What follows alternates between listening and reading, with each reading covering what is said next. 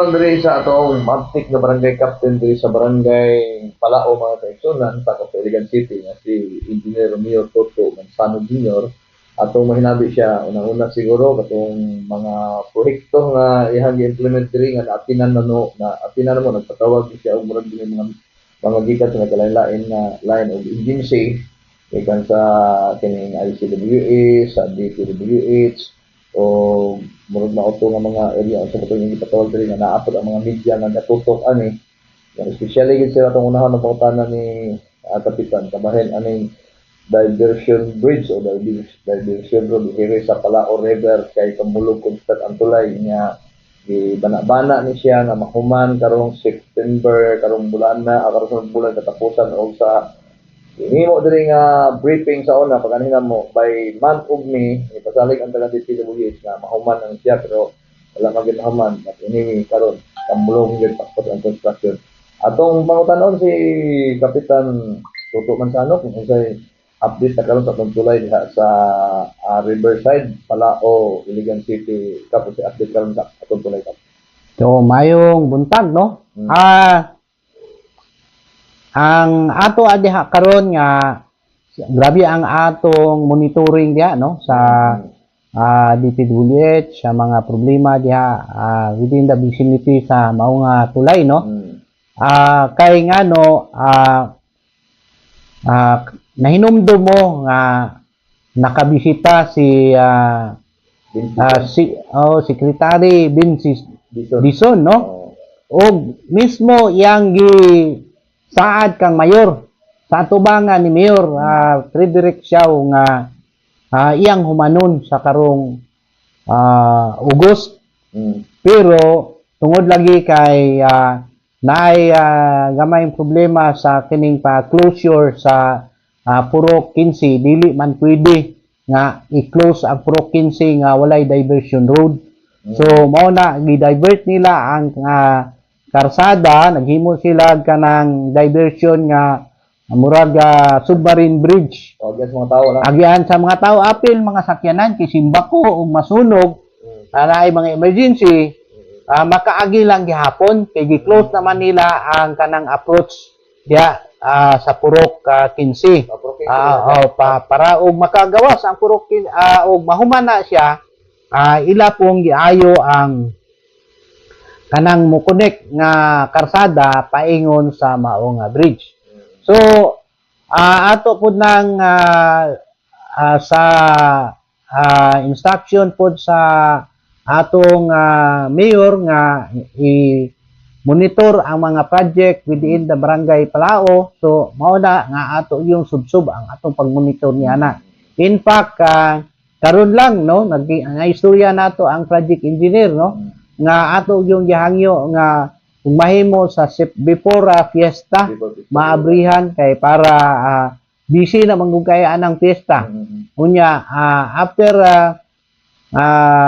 ana kung maabrihan na siya siguro magsugod na ang repair pod sa Tambakan bridge no kay dili pwede dungan ang kanang duha nato ka bridge ang kanang Tambakan ug kining diri nga dili pa mahuman kay walay agianan ug saligan na to ang tubod ug kanang tubod murag maglisod no so tulis lang kana tulaya tulis na dili na para sa una nga mura man nag-steel bridge tulis na karon tulis na siya karon no kinsi na siya nabutang diri sa Purok size Purok size Purok Gis pero naamang musud ana nga karsada paingon sa Purok 15 karon gisira na sa karon mintras tanto trabaho pa ang approach. So nindot na kayo. Kung gina kanang itawag nga concrete bridge gina nya pila gani budget ana kap kung kana siya naay allocation ana nga 50 million no. Kaya ang kanang budget na gikan sa GAA.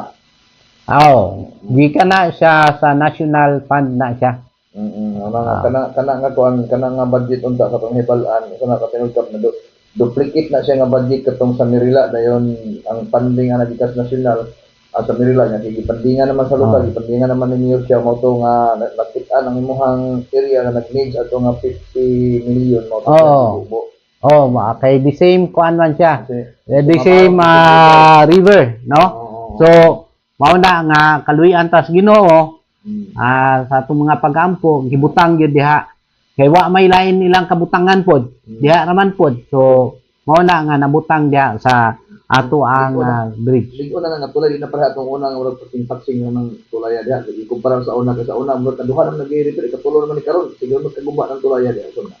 Oo, kini nga tulay ibutang ta nga kuana gyud ni siya kanang ligon gyud ni siya nga tulay kay katong sa una gud mao nang giingon nila nga murag mga temporary bridge ka manggod sa una. Kanang katong FBR bridge kung may mga emergency kabantay mo dito na po naguba ang tulay emergency butangan dahil nila ana pero dili gyud na siya mulas og dugay dili pareha ani nga bridge kay concrete bridge man gyud ni siya. Doon na may budget ano sa national sa una ka.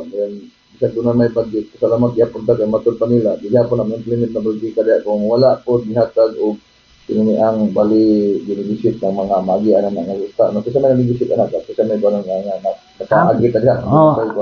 Actually kita sa council gyud no. Nakigistorya gyud ta diha kang Tata Dasmariñas no. Barog kay siya may tag-iya ana, sila may tag-iya ana. Oo. Primero di yung gani sila sugot kay medyo ila pong gamiton ang property pero sa kadugay natong hangyo sige natong hangyo kay naaman po nilang property doon ra pud sa ato na kuan na dala gid nato sa istorya. Mo ispas dalan kay modako na. Okay.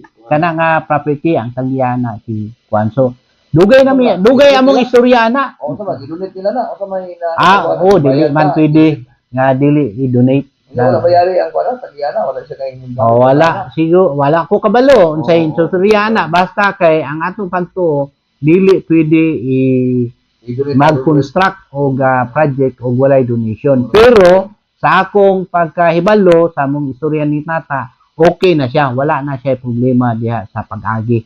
Diha, Salamat kap. Narita sa kuan kap, problema sa tubig nimo kap, sa man unsa update sa tubig diri kap nga atong namitingan po diri niya taga ICWS, problema ang tubig karon diri kay angkod karong panahon na pag aay to nasulbad sa bakato kap. Sa update ang tubig diri kap. Actually ang atong sa ako yun po sa mga panantaw ni Mayor nga kinahanglan ang atong approach sa pagsulbad sa tubig comprehensive dili ba nga kana ng murag banid solution ba ang kuan jud ani ang primero nga ang atong rate manggol karon 2 pesos so karon ay proposal katong Biyernes nag-attend ko kining dili nag-attend ko public hearing no nga sa committee sa on water ni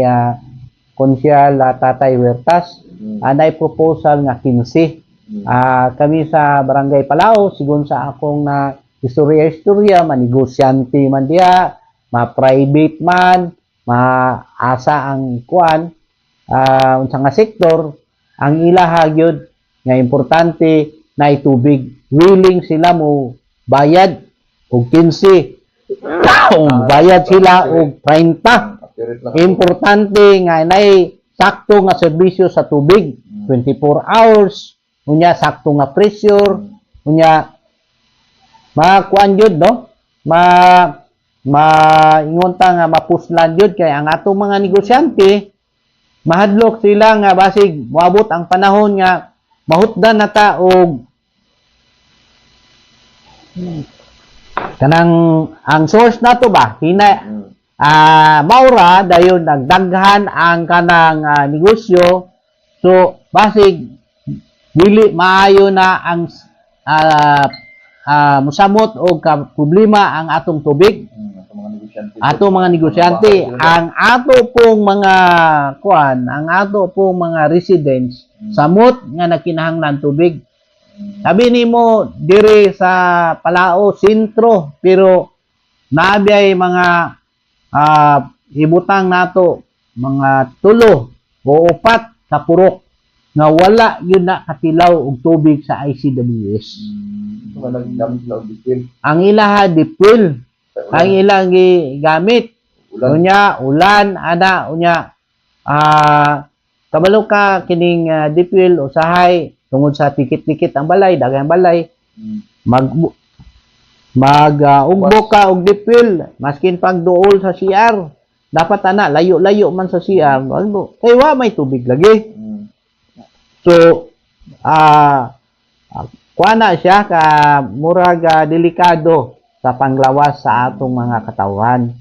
Pero kung naay anaon tay kining sakto nga supply ang ICWS, dito ra gid sila mo paingon. So sa ato adiri sa barangay Palao tungod sa kadugay na nga atong gihandom ang mao nga tubig, uyon ta nga kanang ingkrisan sigun sa akong pag kuan sa mga tao, uyon ta nga konsulta apan ang kanang pag-increase na po'y hulip ana mao ang maayo nga serbisyo. Unsa man ang maayo nga serbisyo, siguro dili pa dayon na mo effect kay tungod kay di pa dayon na mo effect kay ikumpuni pa ang mga kaning mga leakage, ang kanang mga daot nga tubo, lisdan, ang padak-on siguro ang source. So di dayon na mo effect. May butang ta og 3 to 5 years pa na siya. Mao na tinuod, dili ta magpasalig sa mga tao nga pag-increase diya dayon kay okay dili na mao. Di ta magpasalig nga kanang pag-increase mao na dayon, dili na panay 3 to 5 years para tagaan og time ang kanang pag expand, pag-rehab, pag-repair, usbon ang sistema diya sa sulod sa kining ICWS. Kinahanglan na saktong equipment ang ICWS. So, kana siya nagkinahanglan na og kwarta. Ug dili ta mo pa-increase na asa man, unsa may unsa may gasto sa ICWS. So, mao na siya ang atong posisyon diya. Karon maskin unsaon nimo, na-repair dito, na-kuan unsaon nimo, mao ra gihapon kay ang source sa tubig mao ra man. Okay, tap no, ang anak na siya kan kita sa pangisipanan. Kung guys kuan na kamay lakit na lang ka sa order ka sa mga kontrolado atong peace and order diri no. Kontrolado atong peace and order diri. Nawala ato kap na mga kumata mo ato sa murag kuno may operation 24 hour ng mga convention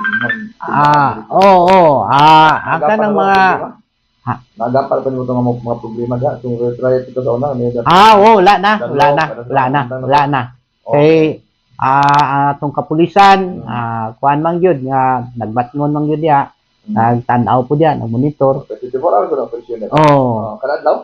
Kadadlaw ang operation na 24 hours o kanang nampong ang atong night cap lang po sa mga dili ang ato ang tanod kadadlaw yun na kada gabi. Sa mga tindahan baka happening siya sa kada adlaw yun na. Negosyo na. Negosyo man. Negosyo na. Wala normal na nga naay mga negosyo na yun ay mga ginagmay nga mga problema, pero og ato dayong masulbad, ato dayong kuan importante nga mawala ang mga problema. Okay, Kap, salamat kay Kap no kay pag sinabi niyo rin, salamat mag-isa si Barangay Captain Engineer Romeo Manzano, dili atong istaan sa Barangay Palao kabahin sa mga problema mo sa tulay, tubig ug naman sa peace and order sa ihang barangay katumo din na bati. Salamat sa inyong pagpaminaw sa Freedom Radio o pagtan-aw po diri sa vlog sa social media.